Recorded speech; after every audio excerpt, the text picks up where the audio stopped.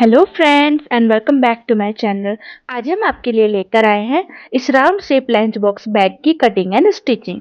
तो सबसे पहले जिस लंच बॉक्स का बैग बनाना है उस लंच बॉक्स का मेजरमेंट लेना है। मेरे पास ये लंच बॉक्स है जिसकी लेंथ 6 इंच है और इसकी विड्थ 5.5 इंच है। अब मैंने यहाँ पर फ्यूजन पेपर का एक स्क्वायर कट किया है जिसकी विड्थ और लेंथ 6x6 इंच है। अब इस स्क्वायर को हमें सर्कल बनाना है जिसके लिए मैंने यहाँ पर एक प्लेट का यूज किया है। सर्कल ड्रॉ करने के बाद इसकी कटिंग कर देनी है।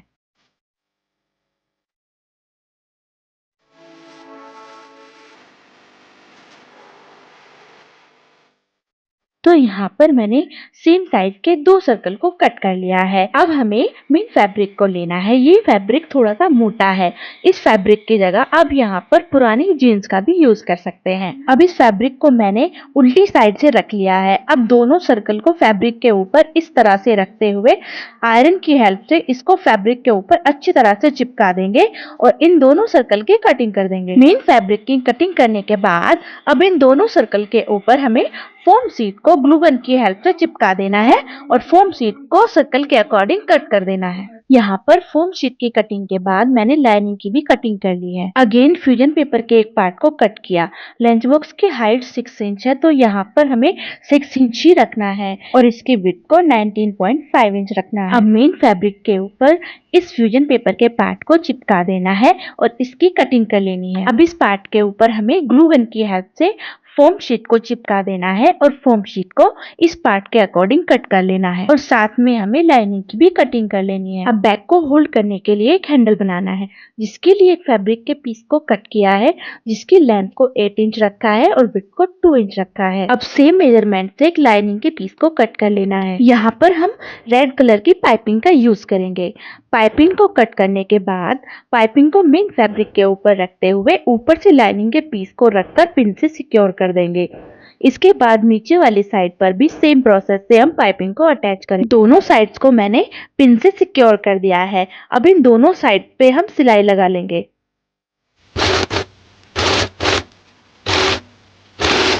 दोनों साइड्स को अटैच करने के बाद एक सेफ्टी पिन की हेल्प से इसे सीधी तरफ पलट लेना है और आयरन से अच्छी तरह से सेट कर लेना है। अब इसके दोनों साइड में ऊपर की साइड पे सिलाई लगा लेनी है और साइड से एक्स्ट्रा फैब्रिक को कट करने के बाद ये हैंडल बनकर रेडी हो जाएगा। अब इस पार्ट को लेंगे और दोनों साइड सिलाई लगाकर मेन फैब्रिक और लाइनिंग को अटैच कर लेना है। अब पाइपिंग को लेंगे और पाइपिंग को इस पार्ट के अकॉर्डिंग कट कर लेंगे।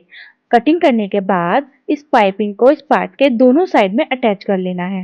अब इसके दोनों साइड को मिलाते हुए यहाँ से सिलाई लगा देंगे। तो इस तरह से हमने इसकी दोनों साइड्स को आपस में अटैच कर दिया है। अब हमें सर्कल पार्ट को लेना है और मेन फैब्रिक के साथ में लाइनिंग को अटैच कर देना है।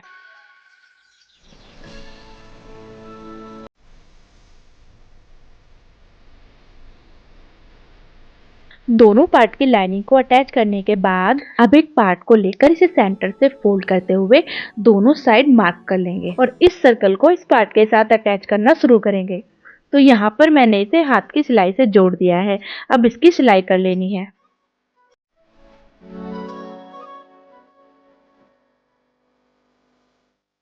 अब दूसरे सर्कल पार्ट को लेकर इसी सेंटर से फोल्ड करते हुए इसके दोनों साइड मार्किंग कर लेनी है। अब हैंडल को लेकर इसकी दोनों साइड मार्किंग कर लेनी है।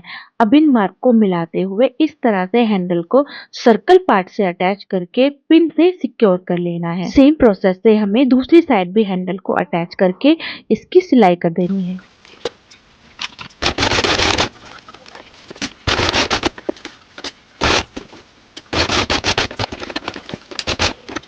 तो इस तरह से मैंने इस पार्ट में हैंडल को अटैच कर लिया है। अब हमें बैग में जिप को अटैच करना है जिसके लिए सबसे पहले हमें यहाँ का मेजरमेंट लेना होगा। यहाँ पर इसके राउंड का मेजरमेंट 18.5 इंच आया है। अब हमें जिप को लेना है और 18.5 इंच से 1 इंच कम करके 17.5 इंच में इसे कट कर लेना है। जिप की कटिंग करने के बाद अब जिप के ऊपर हमें पाइपिंग को अटैच करना है। तो पाइपिंग को इस तरह से रखते हुए यहाँ से हमें सिलाई कर देनी है।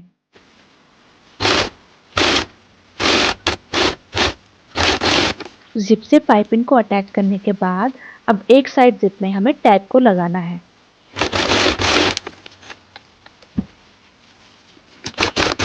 जिप के एक साइड में टैग लगाने के बाद अब जिप में हमें जिप लॉक को डाल लेना है और जिप को दूसरी साइड से भी टैग से अटैच कर देना है।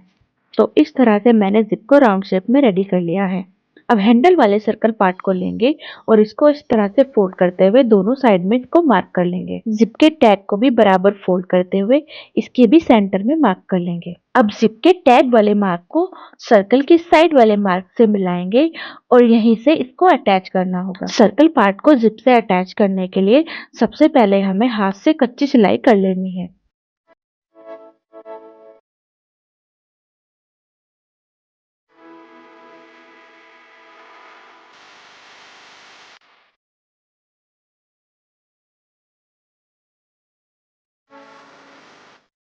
हाथ से सिलाई करने के बाद अब इसके ऊपर हम मशीन की सिलाई लगाएंगे। बैक के टॉप पार्ट और जिप को अच्छी तरह से अटैच करने के बाद अब यहाँ पर हम छोटे छोटे से कट लगाएंगे जिससे कि इसका शेप अच्छी तरह से आ जाए। बैक के टॉप पार्ट को रेडी करने के बाद अब इस पार्ट को हम बैक के मेन पार्ट से अटैच करेंगे। जिप के टैग में जो हमने मार्किंग की थी उस मार्क को हम इसके जॉइंट से मिलाते हुए यहाँ से हाथ से सिलाई करना स्टार्ट करना है।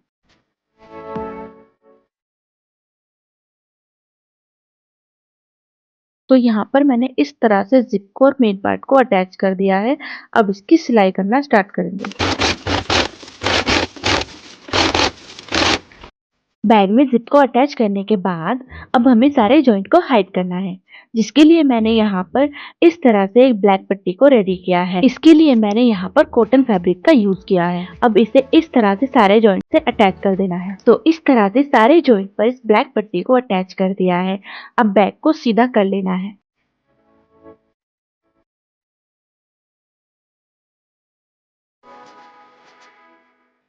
तो यहाँ पर ये लंच बॉक्स बैग बनकर रेडी हो गया है। आप लोग भी अपने घर पर रखे लंच बॉक्स का बैग बनाकर उसको एक नया लुक दे सकते हैं। अगर आपको ये वीडियो अच्छा लगा हो तो वीडियो को लाइक और चैनल को सब्सक्राइब कर लेना। फिर मिलते हैं नेक्स्ट वीडियो में। तब तक के लिए बाय बाय।